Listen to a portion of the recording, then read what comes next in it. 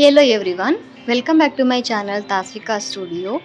ಇವತ್ತಿನ ವಿಡಿಯೋನಲ್ಲಿ ಒಂದು ಕನ್ನಡದ ಸಣ್ಣ ಕತೆ ನೋಡೋಣ. ಅದಕ್ಕೂ ಮುಂಚೆ ನೀವು ನಮ್ಮ ಚಾನಲ್ಗೆ ಹೊಸಬರಾಗಿದ್ದರೆ ಪ್ಲೀಸ್ ಸಬ್ಸ್ಕ್ರೈಬ್ ಮಾಡಿಕೊಂಡು ಪಕ್ಕದಲ್ಲಿರೋ ಬೆಲ್ ಐಕನ್ನ ಕ್ಲಿಕ್ ಮಾಡಿ. ಹಾಗೆ ನಿಮ್ಮ ಫ್ರೆಂಡ್ಸ್ ಫ್ಯಾಮಿಲಿಗೂ ವಿಡಿಯೋನ ಶೇರ್ ಮಾಡಿ.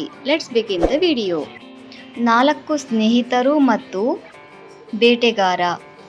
ಬಹಳ ಹಿಂದೆಯೇ ಕಾಡಿನಲ್ಲಿ 3 ಸ್ನೇಹಿತರು ವಾಸಿಸುತ್ತಿದ್ದರು. ಅವು ಜಿಂಕೆ, ಕಾಗೆ ಮತ್ತು ಇಲಿ. ಒಟ್ಟಿಗೆ ಊಟವನ್ನು ಹಂಚಿಕೊಳ್ಳುತ್ತಿದ್ದರು. ಒಂದು ದಿನ ಆಮೆ ಅವರ ಬಳಿಗೆ ಬಂದು, ನನಗೂ ನಿಮ್ಮ ಗುಂಪಿನಲ್ಲಿ ಸೇರಿಕೊಂಡು ನಿಮ್ಮ ಸ್ನೇಹಿತನಾಗಲು ಬಯಸುತ್ತೇನೆ, ನಾನು ಒಬ್ಬಂಟಿಯಾಗಿದ್ದೇನೆ ಎಂದು ಕೇಳಿಕೊಂಡಿತು. ನಿಮಗೆ ಅತ್ಯಂತ ಸ್ವಾಗತ, ಕಾಗೆ ಹೇಳಿದರು. ಆದರೆ ನಿಮ್ಮ ವೈಯಕ್ತಿಕ ಸುರಕ್ಷಣೆಯ ಬಗ್ಗೆ ಏನು? ಸುತ್ತಲೂ ಅನೇಕ ಬೇಟೆಗಾರರು ಇದ್ದಾರೆ. ಅವರು ನಿಯಮಿತವಾಗಿ ಈ ಕಾಡಿಗೆ ಭೇಟಿ ನೀಡುತ್ತಾರೆ. ಬೇಟೆಗಾರ ಬರುತ್ತಾನೆ, ನೀವು ಹೇಗೆ ನಿಮ್ಮನ್ನು ಉಳಿಸಿಕೊಳ್ಳುತ್ತೀರಿ? ನಾನು ನಿಮ್ಮ ಗುಂಪಿಗೆ ಸೇರಲು ಬಯಸುತ್ತೇನೆ ಎಂದ ಆಮೆ ಹೇಳಿತು. ಅವರು ಅದರ ಬಗ್ಗೆ ಮಾತನಾಡಿದ ಸ್ವಲ್ಪ ಸಮಯದಲ್ಲಿ ಬೇಟೆಗಾರ ದೃಶ್ಯದಲ್ಲಿ ಕಾಣಿಸಿಕೊಂಡರು. ಬೇಟೆಗಾರನನ್ನು ನೋಡಿ ಜಿಂಕೆ ದೂರ ಹೋಯಿತು, ಕಾಗೆ ಆಕಾಶದಲ್ಲಿ ಹಾರಿ ಹೋಯಿತು ಮತ್ತು ಇಲಿ ರಂಧ್ರಕ್ಕೆ ಓಡಿತು. ಆಮೆ ವೇಗವಾಗಿ ತೆವಳಲು ಪ್ರಯತ್ನಿಸಿತು, ಆದರೆ ಅವನು ಬೇಟೆಗಾರನಿಗೆ ಸಿಕ್ಕಿಬಿದ್ದನು. ಬೇಟೆಗಾರ ಅವನನ್ನು ಬಲೆಯಲ್ಲಿ ಕಟ್ಟಿಹಾಕಿದನು. ಜಿಂಕೆಯನ್ನು ಕಳೆದುಕೊಂಡು ದುಃಖವಾಯಿತು, ಆದರೆ ಹಸಿವಿನಿಂದ ಬಳಲುವುದಕ್ಕಿಂತ ಆಮೆಯನ್ನು ತಿನ್ನುವುದು ಉತ್ತಮ ಎಂದು ಅವನು ಭಾವಿಸಿದನು. ಆಮೆಯ 3 ಸ್ನೇಹಿತರು ಬೇಟೆಗಾರನಿಂದ ತನ್ನ ಸ್ನೇಹಿತ ಸಿಕ್ಕಿಬಿದ್ದಿರುವುದನ್ನು ಕಂಡು ತುಂಬ ಚಿಂತಿತರಾದರು. ಬೇಟೆಗಾರನ ಬಲೆಯಿಂದ ತನ್ನ ಸ್ನೇಹಿತನನ್ನು ಬಿಡಿಸಲು ಕೆಲವು ಯೋಜನೆಯನ್ನು ಯೋಚಿಸಲು ಅವರು ಒಟ್ಟಿಗೆ ಕುಳಿತರು. ಆಗ ಕಾಗೆ ಆಕಾಶದಲ್ಲಿ ಎತ್ತರಕ್ಕೆ ಹಾರಿತು ಮತ್ತು ಬೇಟೆಗಾರನು ನದಿಯ ದಡದಲ್ಲಿ ನಡೆಯುವುದನ್ನು ಗಮನಿಸಿತು.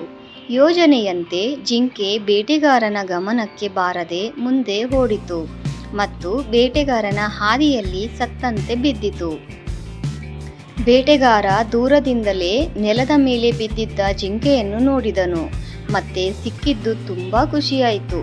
ಈಗ ನಾನು ಅದರ ಮೇಲೆ ಒಳ್ಳೆಯ ಔತಣವನ್ನು ಮಾಡುತ್ತೇನೆ ಮತ್ತು ಅದರ ಸುಂದರವಾದ ಚರ್ಮವನ್ನು ಮಾರುಕಟ್ಟೆಯಲ್ಲಿ ಮಾರಾಟ ಮಾಡುತ್ತೇನೆ ಎಂದು ಬೇಟೆಗಾರನು ತನ್ನೊಳಗೆ ಯೋಚಿಸಿದನು. ಅವನು ಆಮೆಯನ್ನು ನೆಲಕ್ಕೆ ಇಳಿಸಿ ಜಿಂಕೆಯನ್ನು ಎತ್ತಿಕೊಳ್ಳಲು ಓಡಿದನು.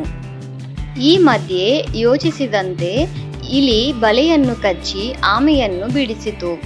ಆಮೆ ಆತುರದಿಂದ ನದಿಯ ನೀರಿನಲ್ಲಿ ತೆವಳಿತು.